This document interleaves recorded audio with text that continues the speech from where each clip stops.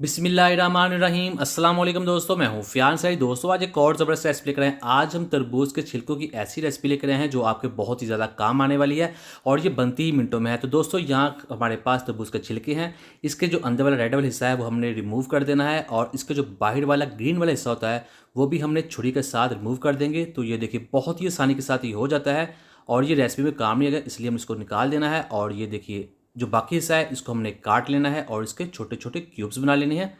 तो इनका साइज़ देख लिए, इससे ज़्यादा बड़े नहीं होने चाहिए। बिस्मिल्लाहिर्रहमानिर्रहीम। तो अब हमारे पास पैन है जिसमें हम पानी ऐड कर देंगे और इन क्यूब्स को इसमें ऐड कर देना है और इसको हमने बॉयल कर लेना। अच्छे तरीके से बॉयल करेंगे और इसको कर देते हैं दूसरे चूल्हे पर। बिस्मिल्लाहिर्रहमानिर्रहीम। तो तब तक हमने क्या करना है, हमारे पास एक कढ़ाई है जिसमें जाएगा 1 कप चीनी और आधा कप इसमें पानी ऐड कर देंगे और अब हम इसको पकाएंगे मीडियम फ्लेम पर। और इसके अंदर हमने ऐड करना है सिरका। ये जाएगा 1 टीस्पून जो चीनी को जमने नहीं देगा। और इसके अंदर हमने एक दो चीज़ें और ऐड करनी है ताकि इसके अंदर बहुत ही अच्छी खुशबू आए। मीडियम फ्लेम इसको पकाएंगे और इसमें अब सबसे पहले हम ऐड करते हैं रूह क्योरा, 2 से 3 ड्रॉप्स, बहुत ही अच्छी खुशबू के लिए। और यहाँ हमारे पास अर्के गुलाब है, ये जाएगा ½ टीस्पून और अब हम इसको पकाएंगे। तो दोस्तों चैनल को जरूर सब्सक्राइब कीजिएगा, वीडियो को लाइक कीजिएगा। और यहाँ हमारे जो तरबूज के क्यूब्स हैं वो बहुत अच्छे तरीके से गल चुके हैं, ये बिल्कुल ट्रांसपेरेंट जैसे हो गए हैं। तो ये देखिए इस तरह से ये हो जाएंगे। अब ये तैयार हैं, हमने फ्लेम बंद कर देना है और इसको नीचे उतार लेंगे। और यहाँ जो हमारी जो चाशनी थी वो बनकर तैयार हो चुकी है और अब इन क्यूब्स को इसके अंदर हम ऐड कर देंगे।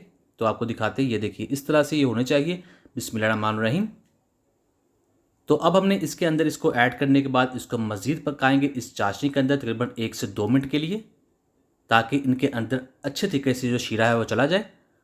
तो अब इसको हमने 2 मिनट के लिए पका लिया, फ्लेम बंद कर देंगे और इसको नीचे उतार लेंगे।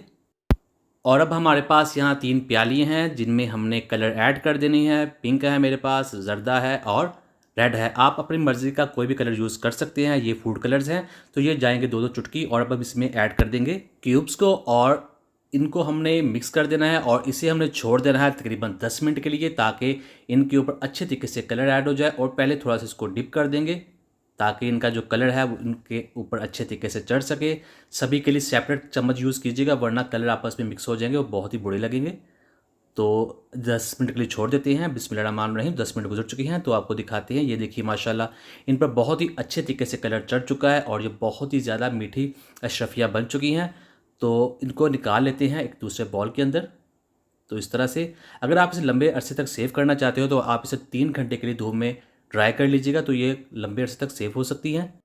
इनका इस्तेमाल बहुत सी स्वीट डिशेस में होता है। तो उम्मीद करता हूं दोस्तों आपको आज की वीडियो पसंद आई होगी। वीडियो को लाइक कीजिएगा, चैनल पे नहीं है चैनल को सब्सक्राइब कीजिएगा और कोई भी अच्छा सा कमेंट करना ज़रूर कीजिएगा। इंशाल्लाह आपको जवाब ज़रूर मिलेगा। तो अब दीजिए फियाज़ अंसारी को इजाज़त। अल्लाह हाफिज़।